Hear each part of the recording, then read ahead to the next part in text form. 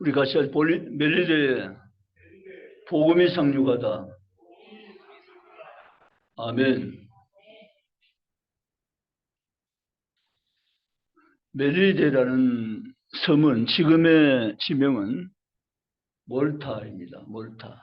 지중해 끝에 몰타. 이 몰타라는 나라는 이 섬이지만 나라입니다. 세계 한 나라 가운데 가장 작은 나라 가운데 한 나라가 몰타라는 나라입니다. 인구가 50만 조금 넘습니다. 그래도 나라세요. 그런데 이 몰타라는 이 작은 섬에 사도 바울이 그 당시에 난파를 만나서 배를 것을 기념하는 항구가 지금도 버젓이 그대로 유지되어 있습니다. 유럽 사람들은 몰타라는 나라에 즐겨 여행을 하기도 하는 그런 나라라고 알려져 있습니다. 이 몰타라는 작은 나라 멜리데에 복음이 상륙하게 되어집니다. 이건 엄청난 놀라운 사건입니다. 우리는 인천 상륙작전이라는 작전을 우리는 역사를 통해서 배웠고 듣고 알고 있습니다. 오래된 이야기지만 1885년 138년 전에 제물포 항으로 두 분의 선교사가 조선 나라를 찾아오게 되어집니다. 그때 역사 기록을 보면 아펜젤러의 부인은 2개월 된 아이를 뵌 몸이었다 이렇게 나옵니다. 그런 형편에도 불구하고 한국 선교, 조선 선교라는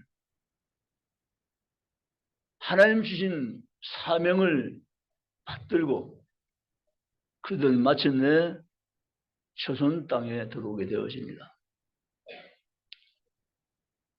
조선 땅 인천 그 당시 제물포항에 발을 들여놓고 언더우드 선교사는 한양으로 향했고 아펜젤러 선교사님은 인천에서 머물게 되어집니다. 이 두 분의 첫 번째 방향이 사실은 한국의 선교 지도를 바꾸어 놓는 결과가 되었습니다. 감리교회 선교사인 아펜젤러는 인천과 강화도와 서쪽으로의 복음 확장을 계획했습니다. 그 결과 그쪽으로 감리교회가 절대적으로 많이 있습니다. 그러나 언더우드는 한양을 중심으로 경기 이남 쪽으로 복음 전하는 데 주력을 했습니다. 그 결과 이쪽에는 장로교가 많게 되었습니다. 이 두 분 선교사 영향력은 대단히 놀라운 큰 영향력으로 조선을 하는 나라로 만들어가는데 큰 공헌을 한 분들이십니다. 아펜젤러 선교사님이 강화도에 복음을 전하는데 강화도 지방 관리였던 김상임이라는 이름을 가진 분이 만약에 강화에 들어와서 세례를 준다면 세례받는 자의 집을 결코 그냥 두지 않겠다고 강화도민들에게, 강화섬 주민들에게 공개적으로 알려주었습니다. 이 소식을 접해든 아펜젤러 선교사는 세례를 주기가 정말 힘든 형편이 되었습니다. 그래서 복음 전하고 세례는 어디에 주는가 하면 선상 세례가 처음으로 생기는데 그 땅에서 강화도 땅 안에서 섬 안에서 선교 세례를 준 것이 아니라 배로 불러내 가지고 배 위에서 세례를 주는 일이 생겨지게 되었습니다. 근데 저는 그 얘기하는 것이 아니라 복음이 강화도에 상륙할 때 반대했던 김상임 씨가 자신도 예수 믿고 세례를 받게 되어집니다. 그리고는 김상임 씨가 강화도에 교회를 설립하게 되어집니다. 이게 복음의 능력입니다. 여러분, 예수님을 전혀 알지 못한 채 복음이 무엇인지도 깨우쳐 있지 않은 이 어두웠던 조선에 하나님의 앞편설로 언더우드 두 번 성산을 파송하시고 이날 백성들에게 빛을 비추시고 하나님의 나라가 이 땅에 확장되는 역사를 하나님이 시작하셨고 일하셨음을 우리는 역사 속에서 알고 있습니다. 선교 138년 만에 이런 복음의 나라를 이룬 나라는 지구촌에 단 하나도 없는 것입니다. 사실 영국이나 유럽이나 기타 여러 나라는 복음 역사가 굉장히 오래된 전통과 역사를 가지고 있습니다. 그래 우리는 불과 100년 조금 남짓 놀라운 복음의 역사가 이 나라에서 일어나게 된 것은 하나님이 우리를 향하신 계획 때문에 이루어진 결과인 줄 믿습니다.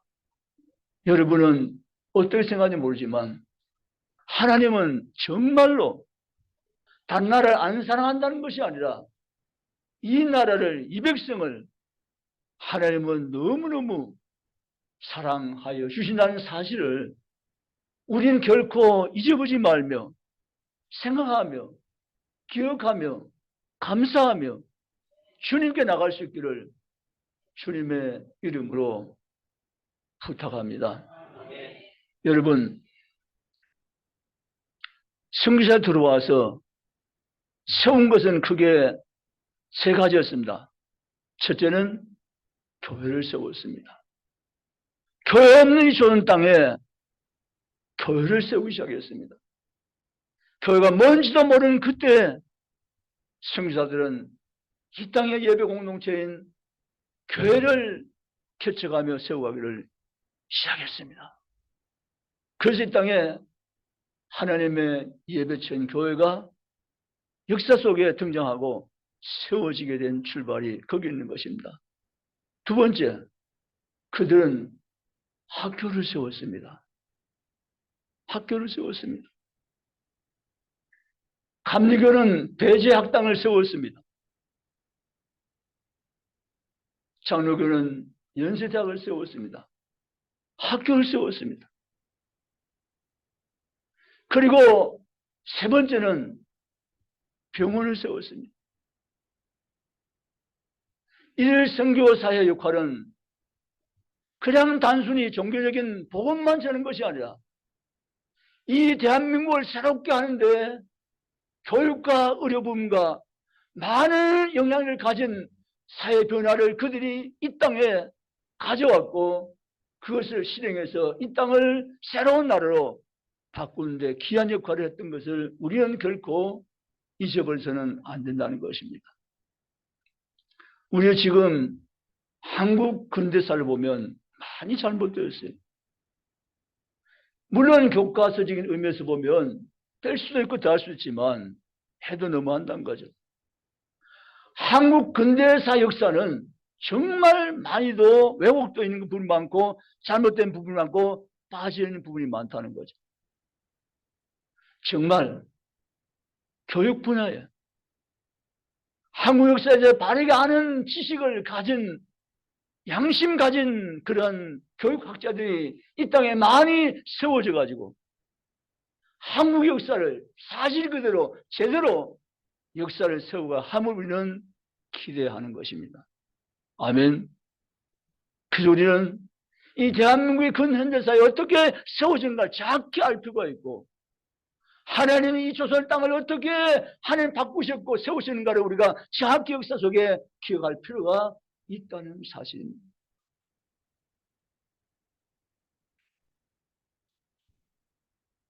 여러분, 우리는 복음 멜레에 상륙한 사건을 오늘 28장은 기록으로 남겨주고 있습니다.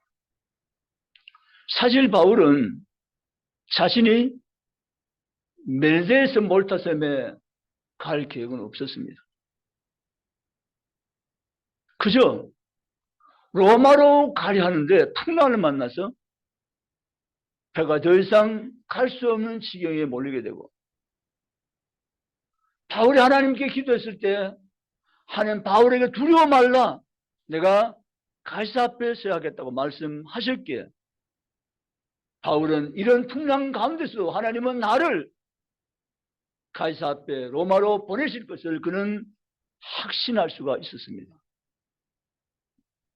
그리고 바울에게만 아니라, 바울아, 내가 이 모든 배 탄 생명을 내게 주셨다고 하나님 말씀하실 때 바울은 다시 하나님께 감사하기를, 바울에게 주신 생명 276명의 모든 생명이 안전할 것을 확신했고 그것을 입으로 공포했습니다. 여러분들이여 안심하십시오. 어젯밤에 하나님 사자간에게 말하기를 여러분 가운데 한 명도 생명의 손상이 없다고 말씀하셨습니다고 선언해버린 것입니다. 그 바울의 말처럼 배는 모터배에 걸려가지고 꼼짝달싹 못하고 배 뒷부분은 부서져 내렸지만 바울은 276명의 생명이 모두가 안전할 것인 그 말씀 따라서 한 명도 생명은 손상을 입지 않고 멜레섬에 모두가 다 상륙할 수가 있었습니다.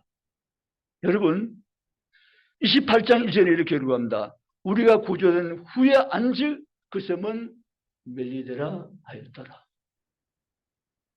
바울이 그들에게 말한 것은 한 섬의 거리라고만 말할 수밖에 없습니다. 왜냐하면 그 섬이 무슨 섬인지 바울은 전혀 알 수가 없었기 때문입니다.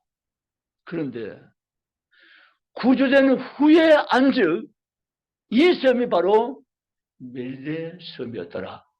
구조된 다음에 섬에 상한 다음에 바울이 말하기를 이 섬이 바로 하나님이 한 섬에 거리했던 멜레 섬이었다고 후에 말할 수밖에 없었던 것은 바울, 이전에는 바울이 어느 섬에 걸지를 전혀 알 수가 없었기 때문인데 결국 멜레 섬에 도착했다는 것은 하나님이 멜레 섬을 그들에게 주었다는 사실입니다. 아멘. 여러분, 우리가 가는 걸음 우리 스스로는 잘 알 수 없습니다. 그러나 하나님 먼저 아시고 우리의 인생 가는 길을 앞서가신 인도하시는 주되심을 믿으시기를 원합니다. 바울은 어느 섬인지 전혀 알 수 없었지만 하나님이 멜레 섬을 하나님은 그들의 머물 곳으로 하나님은 예비하셨고 그들 모두 생명을 안전하게 구원하신 줄 믿습니다. 멜레 섬에 도착했는데 바울이 또 놀라운 일이 바울 앞에 전개되어집니다. 왜냐하면요, 이 작은 섬에 276명 한꺼번에 닥치면 어려움이 있습니다. 그런데 하나님이 이 섬에 추장인, 지도자인 보빌리오를 하나님께서 움직여서 이 276명을 바울을 돕게 만듭니다. 아멘이시죠? 그들이 따뜻하게 276명을 맞이해 줍니다. 이때는 겨울절기라 시위를 이기게 하기 위해서 바다를 늘 조각 붙들고 나무 조각 붙들고 올라온 이들을 살려주기 위해서 헤엄쳐 나온 이들을 따뜻하게 도와주기 위해서 불을 피워줍니다. 이게 섬 주민들이 이들에게 배려했던 친절한 행동이었습니다. 바울이 마른 나무를 한 단 구해다가 불을 지핀 데 더 화력을 보태려고 하다가 나무다에 숨겨져 있던 뱀이 나와서 바울의 손을 물어버렸습니다. 그도 오늘 본문대로 사람들이 이렇게 얘기합니다. 저 사람은 바다에서는 살아나왔지만 신이 저 사람은 그냥 두지 않았구나. 저 사람은 살인자다. 그러니까 이 뱀이 물지. 이런 판단을 가지고 바울의 동태를 주목하여 살핍니다. 그런데 그 독사에 물린 바울이지만 손 하나 붙지 않고 바울은 몸 하나 상함이 없게 되어집니다. 그리고 뱀은 불이 떨어져 타버립니다. 그러면서 주민들이 이걸 바라보고 난 다음에 깜짝 놀라며 하는 말이 아니다. 우리가 잠시 잘못 판단했다. 저 사람은 신이다. 이렇게 말했습니다. 물론 바울은 신은 아니죠. 하나님 바울에게 안전하게 해준 줄 믿습니다. 그 상을 지켜본 주민 깜짝 놀랐죠. 포빌리오가 마침 이때가 개인적으로는 굉장히 가정이 우환이 있을 때입니다. 자기 부친이 이질에 걸려가지고 그 당시 이질은 굉장히 무서운 병입니다. 죽습니다. 이질에 걸려가지고 죽을 운명에 놓이는데 바울을 보면서 저분이면 어쩌면 신인데 저분이면 내 부친을 살 수 있겠구나 하는 생각을 하게 되어집니다. 그런데 마침 바울은 자기가 하나님 사람인 걸 드러내고 자기가 하나님의 쓰신 일꾼임을 그들에게 인식시켜주면서 그들을 위해서 바울은 기도해 줍니다. 그런데요, 놀라운 일이 생겼습니다. 이질에 걸려서 누워있고 움직이지 못하며 죽을 운명만 기다렸던 그 불쌍한 포빌리오의 부친이 잠을 자고 일어나시 멀쩡하게 깨어 일어나서 건강을 회복해버립니다. 아멘. 그때 얼마나 놀랐겠습니까? 그 작은 섬나라의 섬주민들이 얼마나 흥분했겠습니까? 얼마나 감사와 감격이 넘쳤겠습니까? 이건 잔치 중에 큰 잔치죠. 왜냐하면 포빌리오가 그냥 포빌리오가 아니고 그 섬의 지도자 추장입니다. 그런 사람의 부친이 이질에 걸려서 죽는데 나았다는 거죠. 이 소문이 순식간에 섬을 다 퍼져나가 버립니다. 많은 섬 주민 가운데 병든 자들이 몰려옵니다. 그래서 바울은 병 고침 받기 위해 몰려온 그들 향해서 안수하며 기도해 주었다고 성경 기록합니다. 수많은 사람들이 병을 고침받죠. 여러분, 복음이 멜도에 상륙하기 위한 하나님 이들을 구원의 백성 삼기 위한 하나님의 일들이 바로 이런 모습으로 펼쳐진 것을 믿으시기 바랍니다. 하나님 복음이 멜도에 상륙한 것은 바울은 잘 몰랐지만 하나님의 계획 속에 분명히 포함된 역사였습니다. 믿으십니까? 우연히 어쩌다가 배가 밀려갈 몰디섬에 간 것이 아니라 하나님의 섭리고 하나님의 계획 가운데 경륜 가운데 멜섬에 바울이 도착했고 바울이 복음 전했고 많은 생명 건졌고 거기에 하나님 나라가 세워졌음을 믿으시기를 주님의 이름으로 축복합니다. 마침 강화도에 김삼 씨가 세례받은 집을 없애버렸다고 공언하는 그가 예수 그리스도를 믿고 세례받고 자신이 교회를 설립했듯이 포빌리오도 예상치 못했지만 자기도 알지 못한 채 있었지만 하나님 포빌리오라는 인물을 쓰셔서 그 멜도섬에 복음이 연착륙하도록 하나님께서 역사하시고 그 섬을 하나님께 구원해 준 것을 믿으시기를 주의를 원합니다. 마찬가지 원리가 아닐까요? 오늘 내가 예수 믿은 것 우연히 어쩌다가 믿은 것이 결코 아님을 믿습니다. 하나님이 저와 여러분을 구원의 백성으로 예정하신 것은 성경대로 에베소 1장 3절 이하의 창세전에 있습니까? 창세전에. 이 창세전이라는 주석을 보면 지구가 생기기 전에 이렇게 나와요. 아니, 지구가 생기기 전에 나라는 존재는 씨앗도 없는 때인데 하나님 나를 사랑하기로 예정하셨다고? 인간의 지식으로는 이해 범주를 넘어선 하나님의 역사하십니다. 아멘. 그래, 이 말은 사실이며 성경입니다. 아멘. 창세전에 놀라는 분위기가 별로 아니어서 제 혼자 놀랍니다. 아니, 창세전에 지구도 아직 없기 전에 하나님 나를 구원의 백성으로 예정하셨다는 사건, 놀랍지 않습니까? 놀라는 것처럼 좀 해주시면 놀라운 일입니다. 하나님이 나를 사랑하신 것은 창세전이다.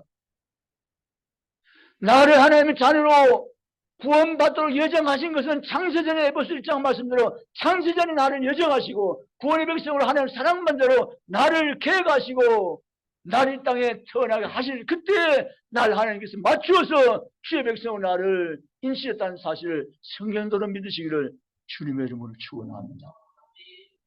저는 말씀을 준비하면서 하나님이 창세전에 나를 창세전에 지구도 있기 전에 하나님이 나를 택하셨고 나를 아시고 나를 바라보시고 나를 하나님 자녀 삼으시기로 계획했다는 사실은 엄청난 사건임을 믿으시기를 주의 이름으로 축복합니다.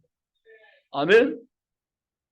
마찬가지 바빌론은 잘 몰랐지만 이렇게 쓰임 받을 줄 바빌론은 잘 몰랐지만 하나님이 몰타성에 살고 있는 바빌론 이 사람을 하나님 바울과 함께 바울을 영접해서 바울의 은혜를 입고 예수 그리스도의 복음을 듣고 구원받을 자로 세우신 것은 하나님의 계획 속에 포함된 사건임을 믿으시기를 주의 이름으로 축복합니다.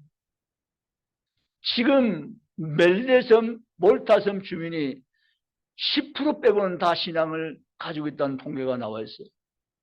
여러분, 하나님 복음은 살아있습니다. 아멘이시죠? 복음이 상존한 그 나라마다, 복음이 상존한 그 가정마다, 복음이 상존한 그 사회마다 하나님 놀라운 역사를 계속해서 진행시키며 이루어가심을 믿으시기를 주님의 이름으로 축복합니다.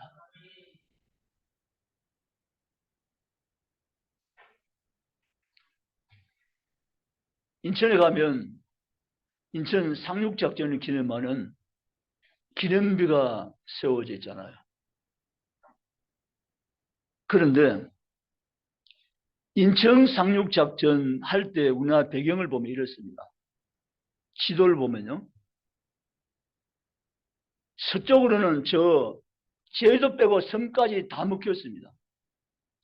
그 육지를 떠나서 서민 신안에 가도 거기도 이미 공산화되었습니다. 사실 지도를 보면 빨갛게 다 물들어 버렸습니다. 남은 것은 경상북도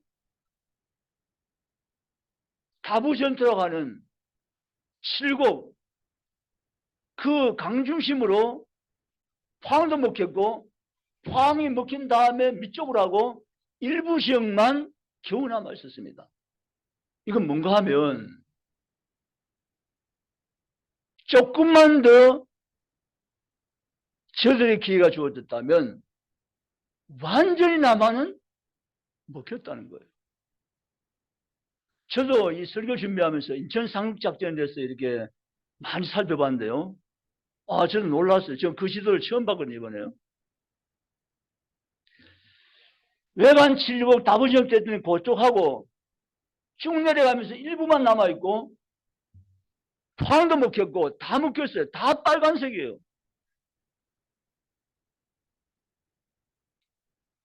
그러나 북한이 좀 불리했던 상황은 예상 밖으로 전투가 길어졌습니다.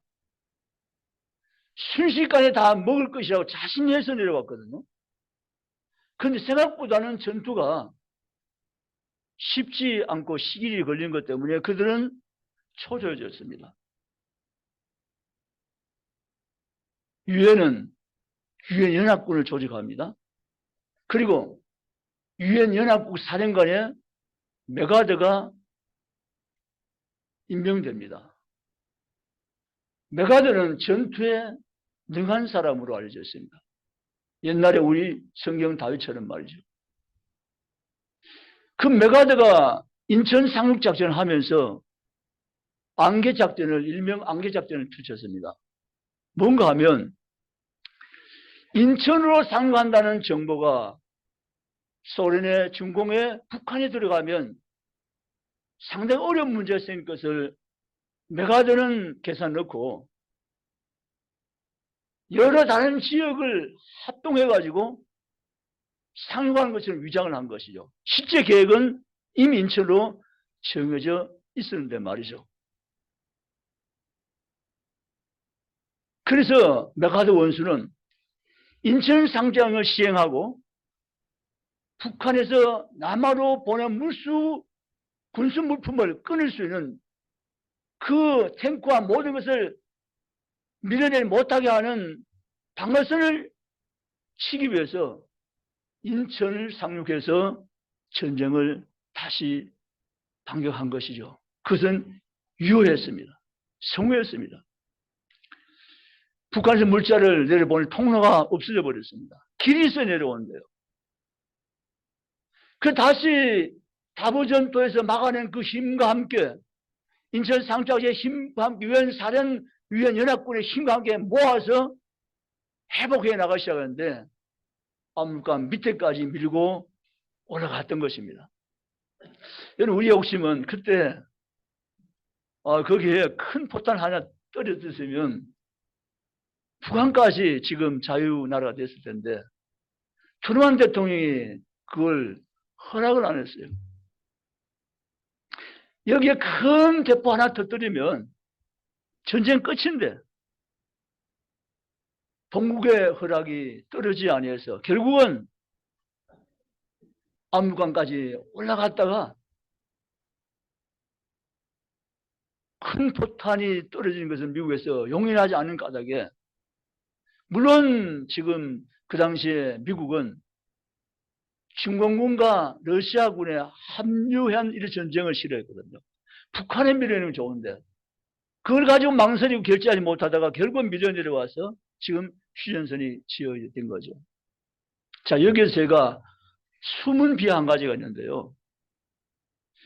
메가더 장군의 전략 때문에 먼저 인천 중심으로 들어가가지고 상을 살펴서 보호해야 될 책임자가 2명이 체포되기 직전에 왔습니다. 근데 그 2명이 체포된 순간 스스로 자기 목숨을 끊어버렸습니다. 왜 그랬을까요? 포로 잡혀도 생명은 유지될 수 있을지 모르고 탈출해서 살지도 모르는데 왜 그 2명은 자기 생명을 스스로 끊었을까요? 이들이 스스로 자기 생명을 끊어버린 것은 자기들이 가지고 있는 이 정보, 이것이 북에 노출되면 안 된다는 사명감 때문에 국가를 위해서 스스로 자기 목숨을 버리고 국가를 택했다는 것이죠. 저는 지금 상륙작전 이 얘기하려는 것이 바로 이 얘기하려고 하는 것입니다. 이들은 생명을 국가를 위해서 바쳤다. 사랑하는 성도 여러분, 우리의 생명은 무엇을 위해 바쳐야 값질까요? 아멘. 누구나 생명은 소중한 것입니다. 어떤 분에게도 생명보다도 소중한 것은 결코 없는 것입니다. 내 인생 가운데 가장 귀한 것은, 지켜낼 것은 바로 생명인 것입니다. 그런데 2분이 생명을 인천 상륙작전의 성공을 위해서 정보 누설을 방지하고 그 귀한 생명을 나라 위해서 기꺼이 바쳐준 것입니다. 나중에 한국 정부는 미국 정부와 함께 그 2분에게 훈장을 하사했습니다.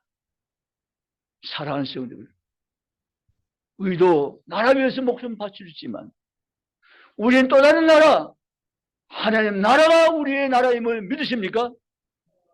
아멘.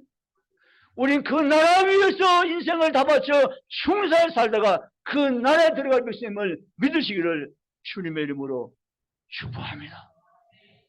한나라 정부의 훈장이 아니라 만왕의 왕 되신 하나님의 상급변류관이 우리를 위해서 하나님 준비하고 계심을 믿으신 자 되시기를 주님의 이름으로 축원합니다. 여러분, 나 하나의 생명 아깝지만 이 생명을 주를 위해서 바칠 수 있다면 바칠 수 있지 않겠습니까? 어떤 분이 이런 이야기를 곧잘 하세요. 목사님, 저 정말 교회에 열심히 했습니다. 그때 정말 제가 충성했습니다. 그런 분 말이죠. 대단한 분이세요. 그렇게 충성하 있었다니 대단한 거죠.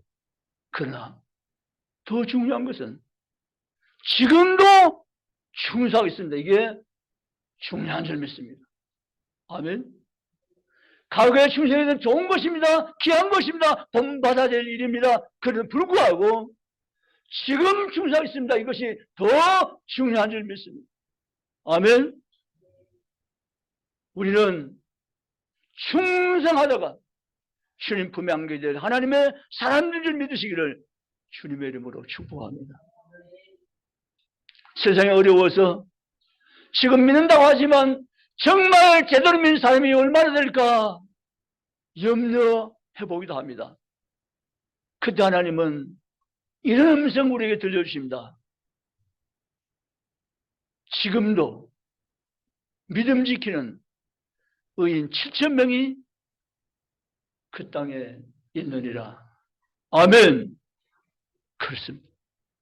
모든 사람이 아합과 합세해가지고 바알과 합세해가지고 모든 사람이 신앙은 다 형식되어 버리고 진짜 신앙이 없는 것은 보일 그 아합 시대에 엘리야가 낭망하고 있을 때 하나님 말씀하십니다. 엘리야야, 왜 그렇게 힘이 없냐?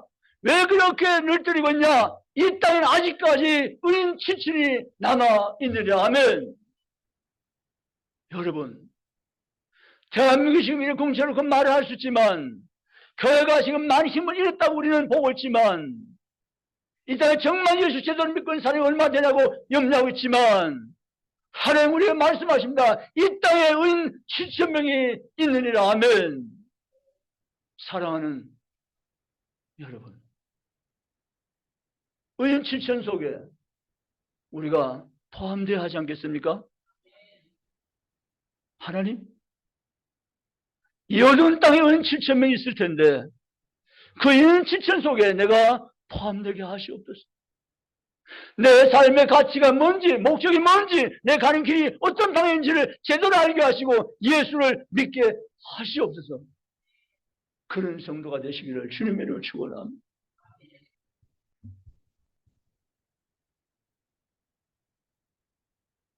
우리는 이제 다가갑니다. 몇 정거장 안 가면 총점역입니다. 다가갑니다. 저도 다가가고요. 우리도 다가갑니다. 그런데 아직 수많은 역을 가야 될, 거쳐 가야 될 이 땅에 지금 이 시대에 태어난 아이들, 자라가는 아이들, 제 아들 어떻게 하시고 가시겠습니까? 내만 믿으면 대충 지키다가 가면 되겠습니까? 우리 모두가 정말 애타게 바랍니다. 나의 시대보다 저 아이들이 살아갈 다음 시대가 더 하나님을 잘 섬기고, 아멘, 더 하나님 거룩한 비전을 품고 더 하나님 나라를 위해서 주님 앞에 삶을 살아가는 우리의 차세대, 다음 세대의 영혼들 되게 하라고 우리는 기도해야 될 줄 믿으시기를 주님의 이름으로 축복합니다. 여러분 기도하기에 바쁘시겠지만 여러분의 기도만 하시지 마시고 여러분이 기도 속에 포함시켜서 하나님, 우리의 다음 세대를 살려달라고, 우리의 자녀 세대를 살려달라고, 우리의 차세대 영혼들을 건져달라고, 하나님 없는 문화에 떠밀려서 죽어가는 저 다음 세대 아들을 살려달라고 아버지 이름 앞에 무릎 꿇고 눈물 흘리며 기도하는 성도들이 되시기를 주의 이름으로 원합니다. 물론 내가 땀 흘리고 열심히 살아야 됩니다. 내가 맡겨진 열심히 해야 됩니다. 그럼에도 불구하고 그 일보다 더 소중한 일이 있잖아요. 그것은 하나님 나라의 관계된 일이고 그를 먼저 구하니고 영적 이름을 믿으시기를 주의 이름을 축원합니다. 그러므로 사는 성도 여러분, 멜레섬에 복음이 상륙해서 엄청난 기적을 이루듯이 대한민국의 복음이 상륙하여 엄청난 열매를 이루어갔듯이 지금도 복음의 역사는 계속되고 진행되고 믿고 주께 의지하면서 하나님 다음 세대에게 복음이 상륙하게 하시옵소서. 기도할 수 있으시기를 주님의 이름으로 축복합니다. 어차피 우리가 할 수 없는 영역이 너무 많이 있습니다. 그러나 우리 하나님께 기도하면 하나님이 일하실 줄 믿습니다. 우리 하나님 마음을 좀 헤아려 드려야 돼요. 하나님은요, 천지창조 사건 이르는 하나님이 사람을 통해 일하시는 걸 아시죠? 그거 아셔야 돼요. 하나님 못해서 못하신 거 아니라 하나님은 사람을 통해서 일하신다 그 말씀이에요. 바울을 통해서 일하셨다 그 말씀이고 제 아들 통해서 일하셨고 성자를 통해서 일하셨고 하나님 사람을 세워서 사람 통해서 일하신 하나님의 방법은 지금도 그대로 변치 않고 계세요. 아멘. 그렇기 때문에 하나님 마음을 여러분 아셔야 돼요. 하나님이 사람을 통해서 일하시구나. 그렇다면 나는 하나님 일하신 통로가 되어야지. 이거 안 되고 살면 헛사는 거 아닐까? 아니지. 정신 차려야지. 정신 바짝 차려야지. 하나님 사람을 통해서 일하시며 원리가 계신다면 나는 하나님 일하신 사람으로 남은 때를 살아 죽게 가야 되지 않을까? 그 고민을 가지고 영적 관심을 가지고 주님 앞에 쓰임받는 하나님 사람들 되어서 멜레섬 복음이 상륙해 놀라운 하나님의 역사 이루듯이 복음이 상륙하는 가정마다 상륙하는 사회마다 상륙하는 나라마다 지금 놀라운 일이 믿으면서 지금 우리 가운데는 다음 세대의 복음이 상륙해서 하나님 나라가 굳건히 세워지고 하나님 역사해 주시라고 시대의 기도를 가지고 주께 나가는 성도가 교회가 우리 모두가 되시기를 주님의 이름으로 바라서 이 말씀 드렸습니다. 1분간만